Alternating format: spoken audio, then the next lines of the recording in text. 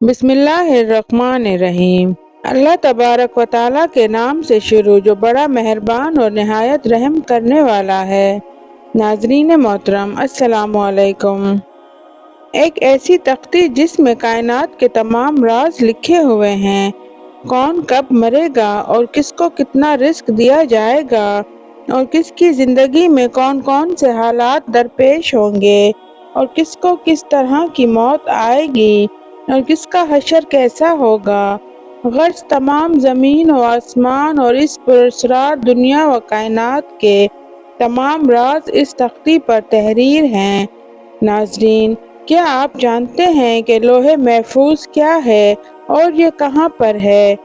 اللہ تبارک و تعالیٰ نے لوح محفوظ کو کس طرح پیدا کیا، اس کی شکل و صورت کیسی ہے اور اس کو کس چیز سے بنایا گیا، لوح محفوظ کے اندر اس کائنات کے کون کون سے راز تحریر کیے ہوئے ہیں، اور جب اللہ تبارک و تعالیٰ کسی کام کا ارادہ فرماتا ہے تو اس کام کو کیسے سر انجام دیا جاتا ہے، لوح محفوظ پر اللہ تبارک و تعالیٰ نے کتنے فرشتوں کی ڈیوٹی لگائی ہوئی ہے اور کیا لوح محفوظ میں لکھی تقدیریں بدلی جا سکتی ہیں۔ اب سارے سوالات کے جوابات قرآن اور حدیث کی روشنی میں آج کی اس ویڈیو میں ہم آپ کو بتائیں گے، لہٰذا آپ سے گزارش ہے کہ ہماری ویڈیو کو آخر تک دیکھیے گا۔ جس طرح اللہ تبارک و تعالیٰ کی وحدانیت پر اور اللہ تبارک و تعالیٰ کے رسولوں پر ایمان لانا ضروری ہے، اسی طرح اللہ تبارک و تعالیٰ کے فرشتوں پر، لوح محفوظ پر، عرش اور کرسی پر اور قیامت کے قائم ہونے پر ایمان لانا ضروری ہے۔ لوح ایک عربی کا لفظ ہے جس کا مطلب تختی ہے اور محفوظ اسے کہتے ہیں جس کی حفاظت کی جائے۔ روایات میں آتا ہے کہ اللہ پاک نے زمین و آسمان کے تخلیق ہونے سے 50,000 سال پہلے لوح محفوظ کو تخلیق فرمایا۔ اللہ پاک نے جب قلم اور لوح محفوظ کو تخلیق فرمایا تو اللہ پاک نے قلم کو حکم ارشاد فرمایا کہ لکھ، تو قلم نے اللہ تبارک و تعالیٰ کی بارگاہ میں عرض کیا، یا رب العالمین کیا لکھوں؟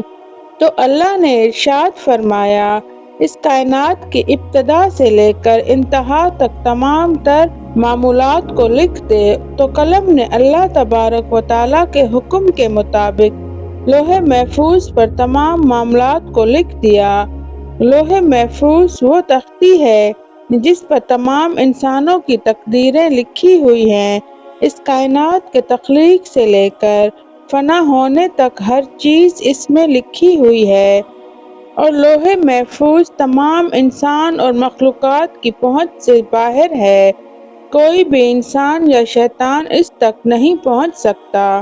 جیسا کہ بخاری شریف میں ارشاد ہے کہ حضور پاک صلی اللہ علیہ وآلہ وسلم نے ارشاد فرمایا کہ اللہ تبارک و تعالیٰ نے لوح محفوظ میں ہر چیز لکھ دی اور آسمان و زمین کو پیدا کیا، اور قرآن پاک کے بہت سارے مقامات میں لوح محفوظ کا ذکر ملتا ہے، جیسے کہ اللہ تبارک تعالیٰ نے سورہ البروج میں ارشاد فرمایا ہے، ترجمہ: بلکہ یہ قرآن ہے جو لوح محفوظ میں لکھا ہوا ہے۔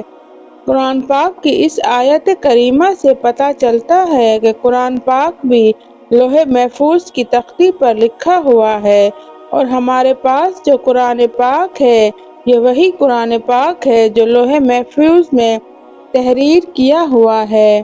اور ایک مقام پر اللہ تعالیٰ قرآن کریم میں ارشاد فرماتا ہے کہ ہم نے ہر چیز لوح محفوظ میں شمار کر رکھی ہے، یعنی اللہ نے ہر چیز کو اس جہان میں واقع ہونے سے پہلے لکھ دیا تھا۔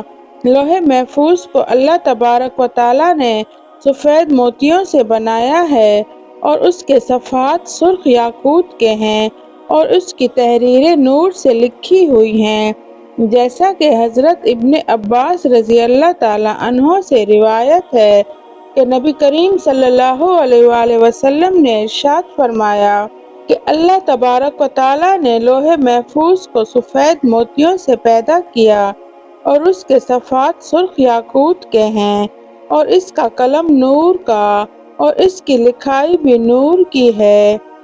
اور اللہ تبارک و تعالی ہر روز لوح محفوظ کی طرف 360 مرتبہ نظر فرماتا ہے۔ چنانچہ اللہ تبارک و تعالی کسی کو پیدا کرتا ہے، کسی کو رزق دیتا ہے، کسی کو زندگی دیتا ہے اور کسی کو موت، اور کسی کی عزت سے نوازتا ہے تو کسی کو ذلت میں ڈال دیتا ہے۔ اللہ جو چاہتا ہے وہ کرتا ہے۔ ناظرین، روایت میں آتا ہے کہ لوح محفوظ کی لمبائی زمین و آسمان کے برابر ہے اور اس کی چوڑائی مشرق اور مغرب کے برابر ہے۔ لوح محفوظ عرش کی دائیں جانب ہے اور عرش کے ساتھ لٹکی ہوئی ہے اور اس کی اصل ایک فرشتے کی گود میں ہے۔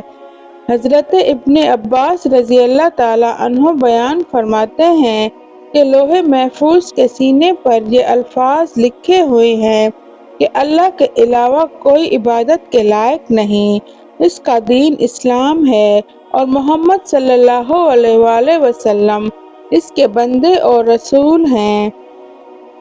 لہٰذا جو بھی اللہ پر ایمان لائے گا، اس کے وعدوں کو سچا جانے گا اور اس کے رسولوں کے اتباع کرے گا تو اللہ تبارک و تعالی اس کو جنت میں داخل کرے گا۔ لوح محفوظ پر اللہ تبارک و تعالی نے اپنے مقرر فرشتے حضرت اسرافیل علیہ السلام کی ڈیوٹی لگائی ہے۔ جب اللہ تبارک و تعالی کسی شے کا ارادہ فرماتا ہے تو لوح محفوظ پہ لکھ دیا جاتا ہے۔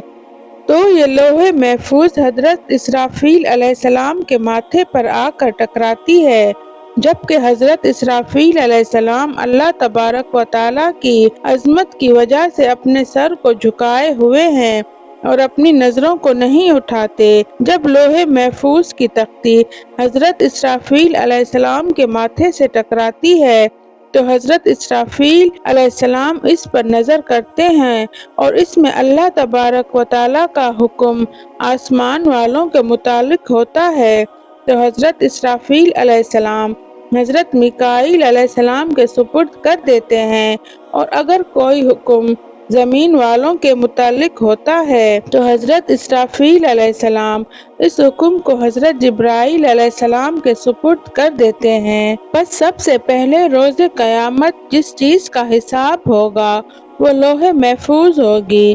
جب روز قیامت اللہ لوح محفوظ کو حساب کے لیے بلائے گا تو اس کے سارے جوڑ کانپ رہے ہوں گے، تو اللہ رب العزت لوح محفوظ سے فرمائے گا کیا تو نے میرے حکم پہنچا دیے تھے؟ تو لوح محفوظ اللہ کی بارگاہ میں عرض کرے گی جی ہاں یا رب العالمین۔ تو کہا جائے گا تیرے حق میں کون گواہی دے گا؟ تو وہ اللہ تبارک و تعالی کی بارگاہ میں عرض کرے گی حضرت اسرافیل علیہ السلام۔ تو اس وقت حضرت اسرافیل علیہ السلام کے بھی جوڑ کانپ رہے ہوں گے۔ اللہ پاک حضرت اسرافیل علیہ السلام سے فرمائے گا کیا تمہیں لوح محفوظ نے میرے احکام پہنچا دیے تھے؟ تو حضرت اسرافیل علیہ السلام کی اللہ کی بارگاہ میں عرض کریں گے جی ہاں یا رب العالمین۔ اس وقت لوح محفوظ کہے گی سب تعریفیں اس اللہ کے لیے ہیں جس نے مجھے برے عذاب سے نجات فرمائی، اور پھر اس طرح حساب و کتاب کا سلسلہ ہوتا رہے گا۔ ناظرین گرامی، کیا لوح محفوظ کی تقدیر کو بدلا جا سکتا ہے اور کیا واقعی دعاؤں سے تقدیر بدل جاتی ہے؟ اس کے بارے میں روایات میں آتا ہے کہ تقدیر 3 قسم کی ہوتی ہے۔